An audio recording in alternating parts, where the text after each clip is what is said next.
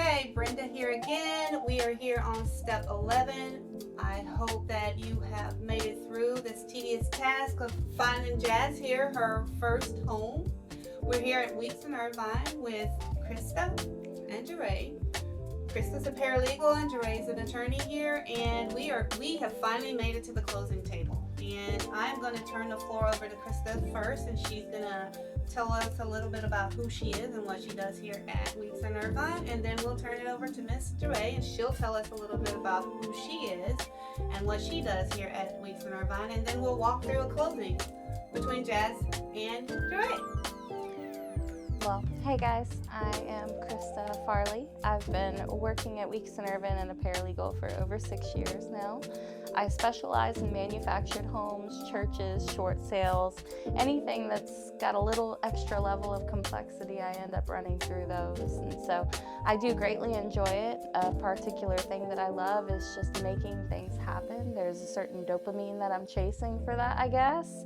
But, you know, the joy of being able to make something work for everyone involved is always a wonderful experience. And so not only do I enjoy the history whenever we dive into real estate, I enjoy working with the clients and the agents and the lenders to try to make all of the ends meet. So I often coordinate a lot of the aspects of closing, making sure that, you know, everyone's information is in and accounted for and that there are no potential legal issues. If there are any, then I of course escalate to the attorney here. I end up coordinating with all of the parties to make sure everything's set up and they all have the time, the place, the funds, so that we can actually get everything closed out. I review a lot of title work as well. So what title work is, we basically do like a background check on the property. It'll be 40 or 60 years depending upon what type of property it is. And we review that to make sure everything's changed hands properly, that there's a good plat showing the property, no second cousin that mysteriously has 12% interest in the property. It happens. And we kind of work on getting that rectified so that, like I said, everyone can come together and get it done. And I personally have done many deals through Weeks in Irvine, particularly through the investment side. And I work with Krista here. I mean, we are up sometimes, we're night buddies.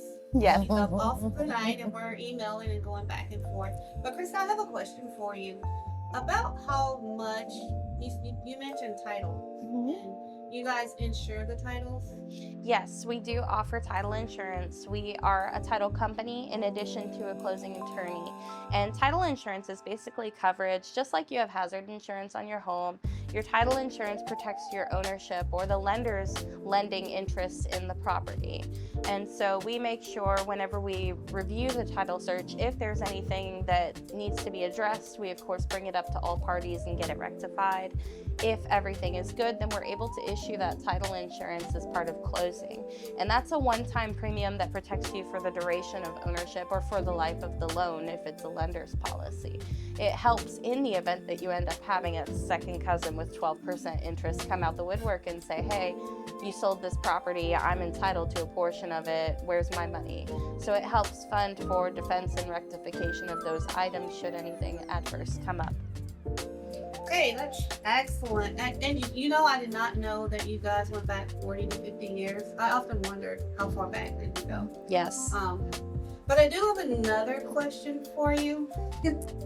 So, how long does it take, that whole process take from beginning to end in order to get somebody to the closing table to, I know Jeray is going to be doing her stuff on the other side, but about how long does it take for you to get the title cleared?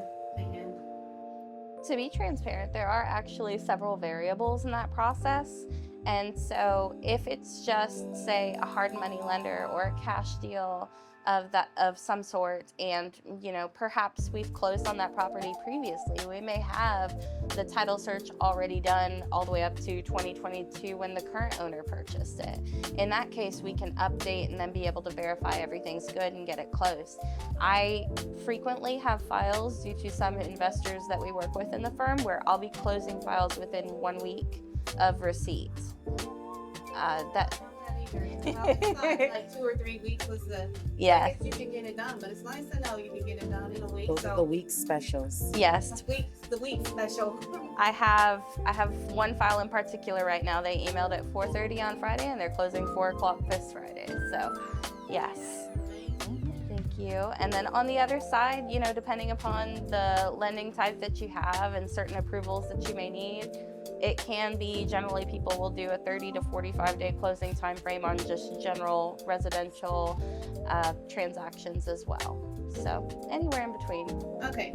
And what is the difference between purchasing a residential home and a manufacturing home? I mean, it seems that purchasing a manufactured home is a little bit more tedious because there's more wheels rolling. No pun intended. No, certainly for manufactured homes, there is going to be an SCDMV issued title, and a lot of people forget about that. You can kind of treat it, Mark Weeks here likes to refer to it as a car for all intents and purposes. And so whenever you have that initial purchase, you know, from the dealer, you're going to get a manufacturer's certificate of origin. And then from there, you have to get that title generated with the SCDMV. And if you're going to sell the property, a lot of the people are going to want that to be retired. So there's then a second half of getting that title issued with the DMV just to then convert it to real estate. And so a lot of people will say, well, if there's no title, it's detitled. And that's unfortunately not the same thing. So we run into that issue frequently in trying to get everything fixed there. I've actually met with the people in the Blythewood headquarters for the DMV regarding various processes to try to streamline our efforts. Nice. And since I do a lot of manufactured home, it's nice to know all of that stuff. And we can put your fears to rest to know that when you do go under contract with me for a mobile home, Weeks in Irvine here is going to be taking care of you, making sure that your home is detitled properly and that you do get that certificate of origin and that you can file your taxes. Because is it true that if you get it detitled, now you can file it as a home and not just like a car or a mobile home? Yes, so oftentimes while a manufactured home has an active title, it'll be taxed separately from the land. It'll generally have a TMS kind of suffix, if you will, of a .001 to show it's on the lot, but it's not actually part of it as a full improvement just yet. Once you retire it, you then are able to take it to the county office and say, look, my manufactured home has been converted to real property. May I combine it with the land? And they'll be able to complete that process. And sometimes owners will receive a little bit of a credit whenever that takes place as well. Nice. That's excellent. So is there anything else you want to add before we switch gears and go over to Mr. Ray here? Nothing presently of great expounding, I would say. Certainly we do work on circumstances where we have to, people refer to it as unretired. Retirement doesn't have to be permanent if you don't want it to be, yes. You can do what's called severance of a manufactured home as well, where you convert it back to personal property. And we handle that as well. A lot of people don't necessarily do that as much, but it can be helpful if you need to do a trade-in to then purchase a new manufactured home as well. I'm going to actually keep that. I'm going to put that in my pocket because I did not know that. See us for another episode series. And another thing that, this is more on the lender side though. Once you put a mobile home on a piece of property and then you move it, you may or may not be able to get a lender to fund that home for you. Yes. So just bear that in mind. And particular is harder with single wides than it is with a double wide. Yes. So that is our resident expert here at Weeks in Irvine for manufactured homes and all the other things that she listed as a paralegal here. Thank you. Now we're going to switch it over to Mr. Ray. She is an attorney here at Weeks in Irvine, and I have also done several deals with her at the closing table, and I can tell you both these ladies are very good at what they do, and so they will put your mind at ease, and I'm going to put your mind at ease because we do all of our deals through these unless, you know, the other side, you know, wants someone else, but we do all of our deals through them. So Now I'm going to turn it over to Mr. A. How are you? I'm good. It's Great. good to see you again. It's always good to see you. We love our return business. Thank you. So, I guess my responsibilities, I'm going to echo exactly what Krista said. I got into real estate because I love the final feeling of being able to purchase that home, having a place that you call your home, and finally having that vibrant feeling of home ownership. My responsibilities are essentially echoing exactly what Krista's discussed. When issues arise, that's when the attorneys are called. We're beckoned from our penthouse, right? Title examinations is where it starts. If we have any title defects, we're the folks that are trying to help cure those defects alongside our paralegals. If we're having encroachment issues, if we have payoffs that may have not, those payoffs or mortgages that were not fully released. We have entitlement issues or retirement issues that come up more often than you can imagine. Or we have disinterested heirs or probate issues that work alongside what we're doing at a closing table. We can have a contract where one party is attempting to sell and they're actually not the right party with the power to do so. Especially when you're dealing with deceased members, heirs property. We have a lot of that in this area, and I think we need more information on that. My job is to make sure your title is clean and good. If I have any issues, we have to take those back to the underwriters. We have to go back and forth with them to come to a sound resolution as to how we're going to resolve these issues to make sure that we're getting you that title insurance to protect you. My firm doesn't want to pay out on title insurance claims. We want to make sure you're good the very first time when you leave here. So to do that, we make sure we cross all our I's, dot all our T's to ensure that happens. My job is to also assist Krista with document preparation if she needs things done. Easement agreements, access agreements, acknowledgments when some people decide they want to move forward, even though there's a 10-foot fence encroachment across the field. It's a cash deal. There are no lenders. Guess what? They can do that if they want to, but we're going to put them on notice and we're going to have that in our files. I also assist sometimes with closing coordination. We have some people that are very particular. They want particular people. If we need to be involved in that, we'll step up as well. At the closing table, my job is to make sure that you understand every single document that you sign. I don't want you to feel like I have no idea what I just signed up for.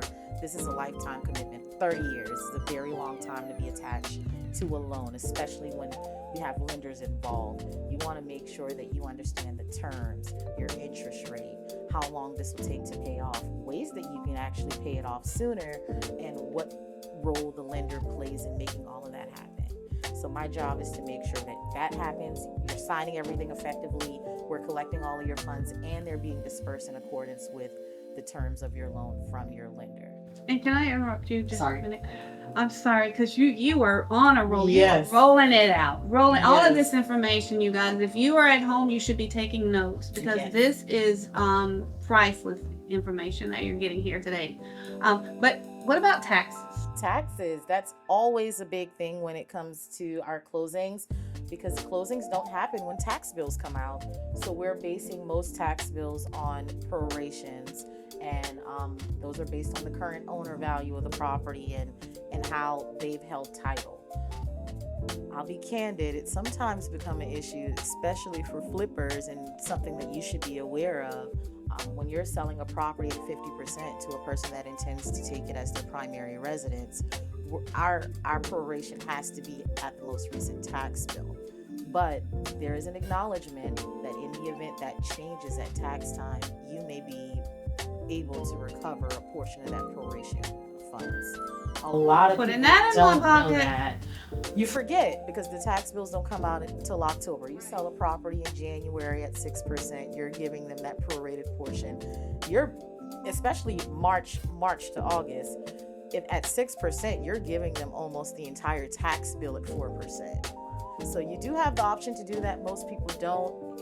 It may be a hassle to reach back out to purchasers to say, hey, you actually owe me this money because the property tax bill wasn't at $6,000, it was $1,500. So that's something I do tell my investors a lot. And I also make my buyers aware that, hey, you're receiving this full credit, like your investor's actually paying your entire tax bill.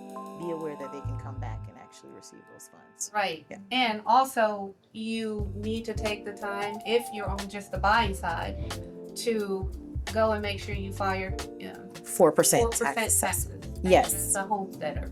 In the event that you intend for the property to be your primary residence, once you leave my office, there's another process that you have to do, and it has to do with reaching out to the tax assessor's office and filing for the 4% tax application. South Carolina doesn't really like out-of-state residents or flippers, and if you're going to do that kind of business here, you're going to pay more money, is how that works. Yes. So there's a discount when you say, I'm going to live here and this is going to be my primary residence. However, you will have to change your driver's license to the property address, show at least 2 utility bills. Most counties want you to also register your vehicle to that property in order for them to approve that assessment. Then they'll reassess and you'll get that lower tax bill, which is more than likely equivalent to what your lender, if one is involved, is equating your monthly payments to. It becomes dangerous territory when you forget to do that. You're taxed at 6%. Your lender pays that tax bill at 6% because you don't do that form. Your escrow is reassessed. Your monthly payments go up.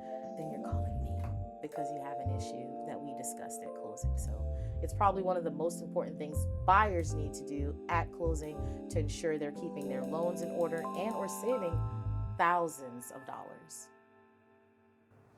Yes. It doesn't seem like, from 4% to 6%, it would be a big deal, but it really is. It's huge. Yes. It's a huge difference. So furthermore, we just offer a peace of mind. And once the closing is done, that is not the end of the process. You get your keys, you're happy, you get the sign off your door, you're going with your agent. Our job is to actually finalize everything, recording documents with the county, making sure there aren't any errors or defects in the legal descriptions, because as much as people think about property addresses being your identifier, it's actually that TMS number in the legal description that goes with it. More importantly, your lot numbers, your plat, your survey of record, that really matters to the county in terms of ownership, boundary lines, and title insurance. So our job is to make sure all of that goes through. We have a secondary team that checks behind us to make sure that there aren't any errors before we record those documents. We get those documents recorded to ensure that you're completely in compliance. Nice. Mhm. So often people ask me, what are closing costs and why do they cost what they cost? And as you can see or hear, there's a lot of work going on here to ensure that you are getting your property and that you're getting your property clear and free, and that you can live in peace knowing that you own the property, well, you and your mortgage company, once you walk out those doors. So isn't it usually around 3%? Yep, our Mark Weeks will tell you we have the cheapest fees in town. Everything's negotiable. If you're bringing us good business, we do take care of our return clients when necessary. However, fees are going up. The cost of everything is going up. So there's only so much we can do, especially when we want those fast closings and we have to turn things around and drop other things. It does make it difficult to sometimes negotiate those fees, but we always look out for our return clients. It's something we do. Yes, it's about 3%. That does include our title examinations, our attorneys reviewing all of those documents to make sure we have a title team that reviews title. We have abstractors that have to go down to the county office, do the 40-year search. That means picking and pulling deeds all the way back 40 to 60 years on a particular parcel. We have gathering of the documents, contacting lenders, receiving their documents in order to close. So it is a process, and our time is valuable, and I believe our price point is fair. I think it's more than fair, because doesn't that also include any realtor fees? Yes, it on the seller side, commissions depending on your contract. Yes. Yeah, so depending on the contract, because as we know, everything is negotiable. It's negotiable. I mean, we say it all the time. Everything is negotiable. So Jazz here is going to be doing the closing here with Mr. Ray shortly, but I just really want you guys to understand that everything is negotiable, and these fees that we're talking about now can possibly be negotiated between the buyer and the seller just may pay those fees for you. So just keep that in mind, because often people are afraid they don't have enough money to purchase a home. But if you have a realtor that can help negotiate these fees, and then a mortgage professional that can possibly help you with some down payment assistance, you can be in your home faster than you think. You just need to work on your credit. And we've gone over that several times in the last 10 steps. But now I do want to ask one more question before we go. Give it to you and Jazz. Tell us a little bit about underwriting, because people often, when they go to the get pre-approved and they go through the mortgage and they go through all those steps, and the mortgage professional sending all these papers, and then they go into underwriting, and then they start getting some more of the same documents, and people start getting discouraged. Sometimes people actually drop off because of it, and I try to forewarn people to expect that this is normal. Now, do you guys do underwriting here, or is that strictly just with the lenders?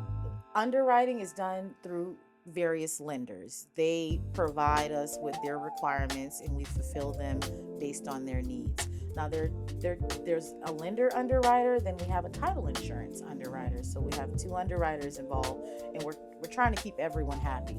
We want you as a buyer to get to the table. We don't want you to have a property that has defects. Your lender wants certain requirements. They want to check your entire life. They want all of your financials. They want your bank statements. They want all of this stuff before we close. And then sometimes they re-verify them the day before closing or the day of closing. And you have to be ready to move quickly to get those documents to them in a timely fashion. On the title underwriter's perspective, they want to make sure, hey, we're insuring for a $500,000 property. Let's make sure there aren't any issues. Any particular thing that comes up, they want to know how we're going to rectify it and or cure it before they issue a title insurance policy. So we're working both ends of the field. Lenders saying we need this, and this from our client. We're having Krista and or paralegals reaching out saying, hey, have you sent this, and this to your lender so we can stay on time based on your contract? We have 30 to 40 days. Don't lollygag about reaching out to you. When your lender asks for something, send it the same day. Don't wait until closing to say, well, I didn't know I was supposed to do this. I wasn't checking my emails. My agent didn't tell me this. You are your own proponent to get to the closing table as well. And it's essential that you're actively involved in that process from all aspects. I love people that are on top of all of their documents.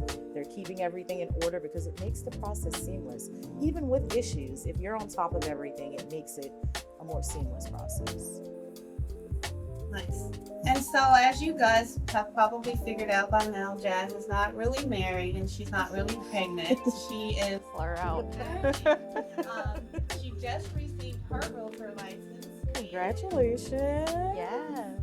So we want to, a lot of people are often asking me because they're fearful to go to attorneys' offices anyway. What is it like at the closing table? And so we want to do a quick little mock of walking you through quickly what it would feel like to be at a closing table. Okay. I'm one of the few attorneys. I want to make it fun, especially of new first-time home buyers, my Gen Zs out there.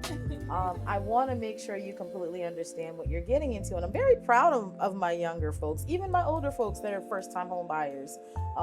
Particularly, I want to make sure that you understand everything. And to begin any closing, we always start with the numbers. Because if the numbers are incorrect, we're not moving anywhere else, because we're going to be at a standstill still until we figure this out. So, can I ask you a question about that? So this document is called? It's called a master settlement statement and or an ALTA. It describes all of the financials on both sides of a closing. So you will see where every single dollar, dime, and penny goes to make a transaction happen, and who pays for what, whose responsibilities are what in terms of fees. My job is to make sure you understand all these fees, and if there's any questions and or if something more importantly doesn't align with your contract, we want to get that resolved before you leave my closing table. You don't want to sign this document here saying that everything is fine, then come back later and say, oh, I actually only contracted to do 5% commission versus 6% commission, and we've completely closed your file. So it's vital that you really review this. We provide these in advance for the most part, at least a day, if not earlier in advance, for you to review with your agent. Your agent is well versed. They're familiar with this document. They can explain everything before you get here. My job is to reiterate it, make sure you don't have any additional questions and or surprises that we weren't aware of. Perfect.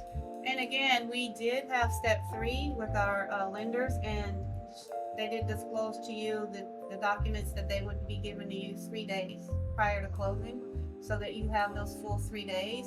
And this document will be coming out to you within a day or two before closing. Yes. So that you can review all the numbers. Yep, per federal guidelines, the closing disclosures are different from the master settlement statements, and lenders are supposed to have those to you in an earlier time frame, so you don't have any issues on the buyer side of things. Okay. And then one other thing I want to say before I sit back and relax and watch these two work.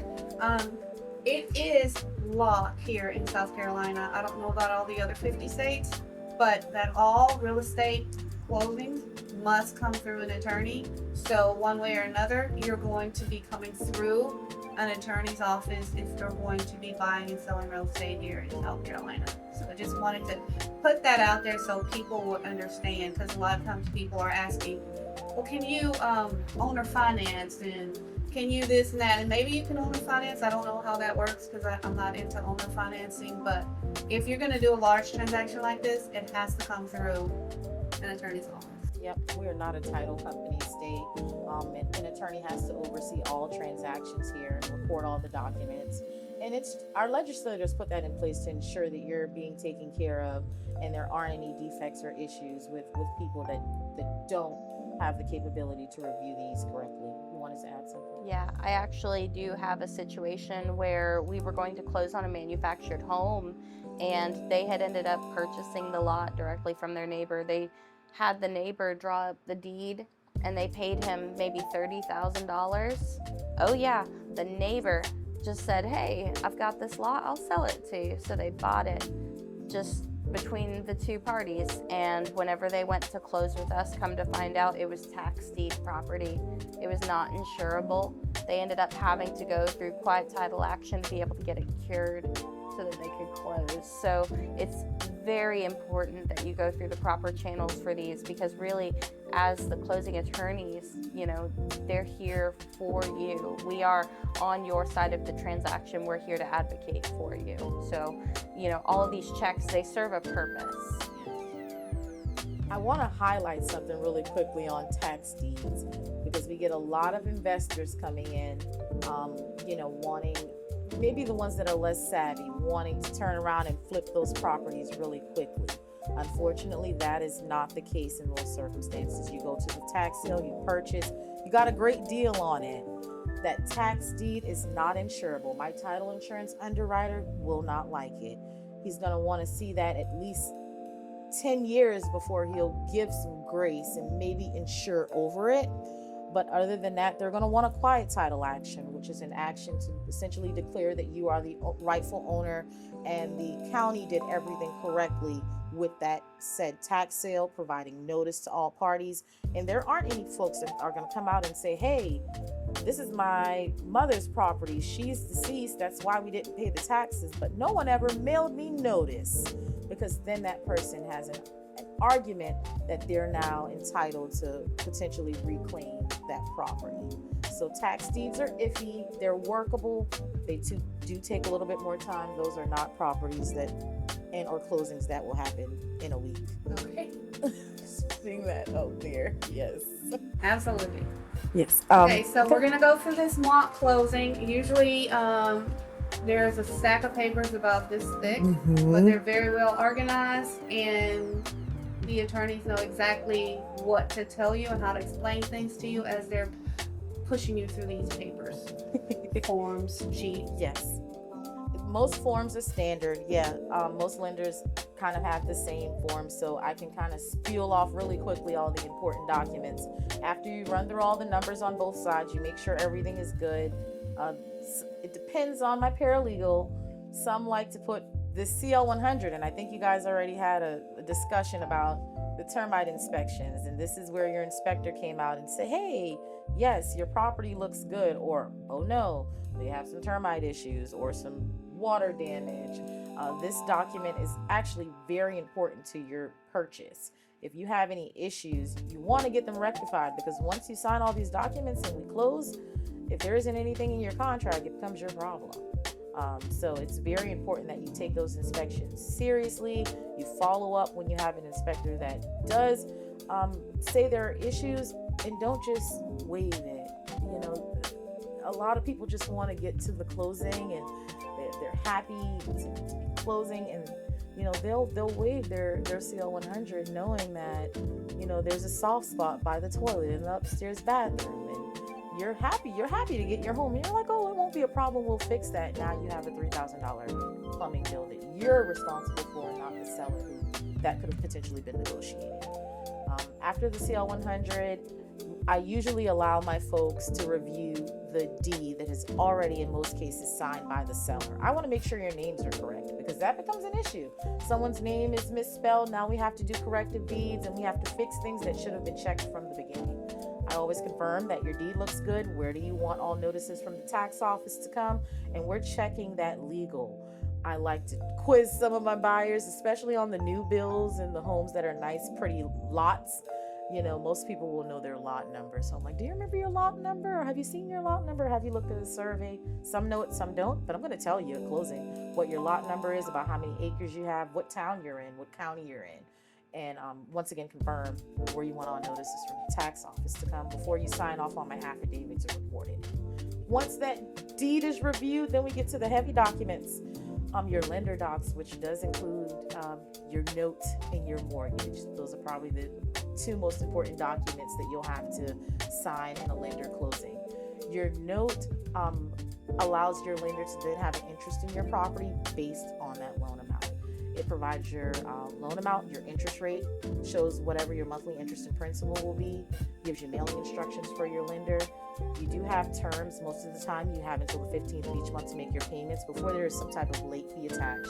We talk about what happens if you decide you don't want to make your payments. They're going to foreclose on your house before prior to doing what's called a default.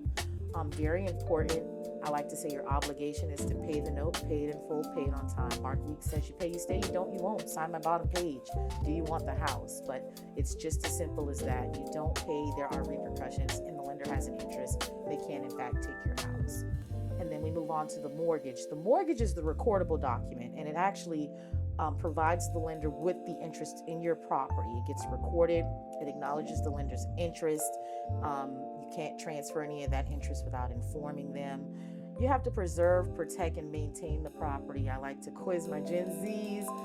I usually like to say not Sanford and Son the property, which is a whole mechanic show. You know, you're not causing it to go into disarray and or again infringing upon the lender's interest or devaluing the property that they've given you a 6-figure loan on.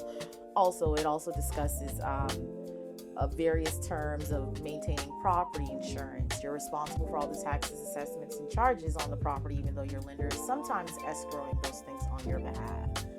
And no hazardous substances. You don't want any bombs, gas stations, alcohol distilleries, meth labs, cemeteries. None of that stuff on the property. This isn't Breaking Bad. This isn't Jeffrey Dahmer. The lender wants you to take care of the property because they have an interest in that property. We detail every single line item. Documents usually about 20 pages, and I make sure I have you review every single page of that document before we move forward. With the infamous blue pen. Yes. All documents have to be signed with the blue pen. Is there a reason for that? Yes, there's actually not a statutory law that documents have to be signed with blue pens. It's more of a local aesthetic. Our county wants to tell the difference between originals and copies, and the easiest way to do that is to have a blue pen on black and white paper. You can technically still have documents filed with black ink. Sometimes they'll give you kickback, but then an attorney has to get on the phone to say, hey, can you show me a law that says this can't be done? So we just like to comply because it's the local standard. And most real estate companies use blue because when you're moving quickly, we have hundreds of thousands of papers. We want to be able to tell our originals from copies without having to touch the paper or look at it inspect it to ensure that it is an original and not a copy. Yeah, so every time she goes over a document and needs you to sign, you'll sign with the blue. And then, so this is exactly what it feels like to be an at a closing table. It's formal, but it's very informal. Yeah, we're gonna at the have same fun. time. Yes, we are. We're gonna have time. But you know what we didn't talk about is wiring and wiring instructions. Yes, very, very important part of the entire closing process. How do we receive any money your lender requires to bring to closing, and how we disperse money on the seller side. We handle millions of dollars in financial transactions over the span of a month, and we want to make sure your money's being sent where it needs to go and folks are receiving it to the places that it needs to go. We actually just started using certified ID. It's cyber technology software that we're using to triple check what we have already in order. Usually we used to send secured wiring instructions, and you'd have to type in a code. Now we just send you a link. You go on there, you open that link, and then you can verify those instructions. You will have to take those instructions to your bank. Sometimes you can do it on your phone, and you wire in those funds to our office prior to getting here to sign the documents.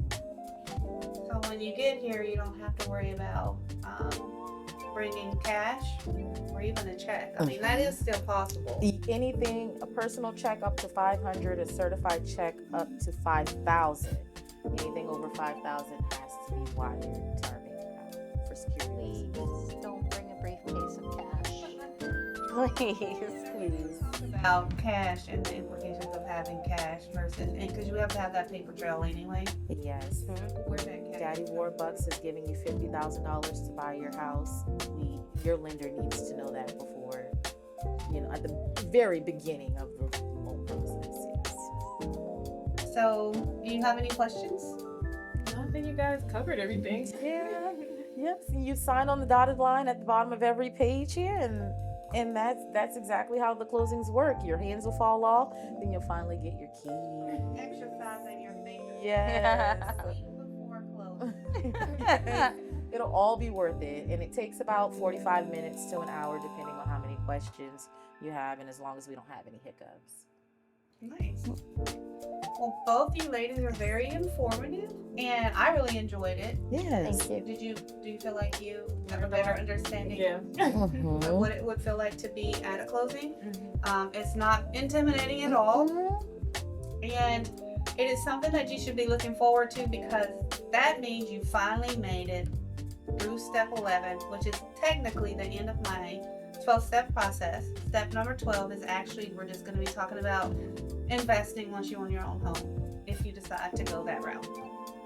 So, again, thank you. Thank you. It was a Thank you. pleasure. Yeah. And again, we are here at Weeks in Irvine with DeRay and Krista. Come and see us. Yes. Yes.